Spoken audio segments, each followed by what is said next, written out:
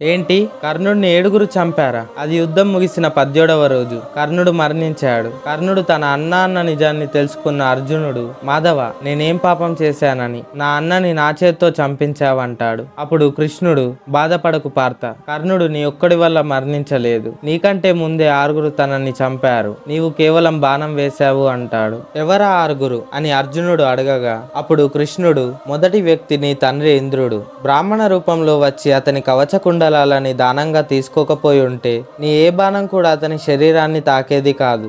రెండవ వ్యక్తి గురువు పరశురాముడు, అత్యంత క్లిష్టమైన సమయంలో నీ విద్యని మర్చిపోతావని శపించాడు. అది నీతో యుద్ధ సమయంలో బ్రహ్మాస్త్రాన్ని మర్చిపోయేలా చేసింది. మూడో వ్యక్తి భూదేవి, ఒక చిన్న పిల్లకి సహాయం చేయడం వల్ల నీ యుద్ధ సమయంలో నేను నీకు సహకరించను అని తన రథచక్రాన్ని భూమిలో పట్టుకుంది. నాలుగో వ్యక్తి నీ తల్లి కుంతీదేవి, యుద్ధానికి ముందు తన జన్మ రహస్యాన్ని చెప్పి తన మానసిక స్థైర్యాన్ని దెబ్బతీసింది.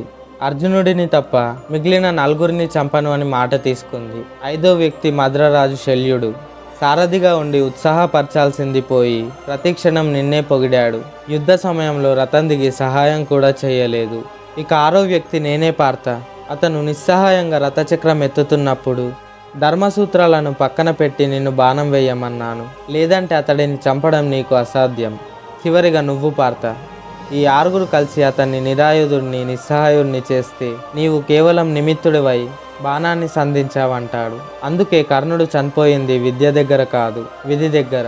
అందరూ సూర్యపుత్ర కర్ణ అని కామెంట్ చేయండి. ఈ వీడియో నచ్చితే లైక్ చేయండి. ఇలాంటి మరిన్ని వీడియోస్ కోసం ఛానల్ని సబ్స్క్రైబ్ చేయండి.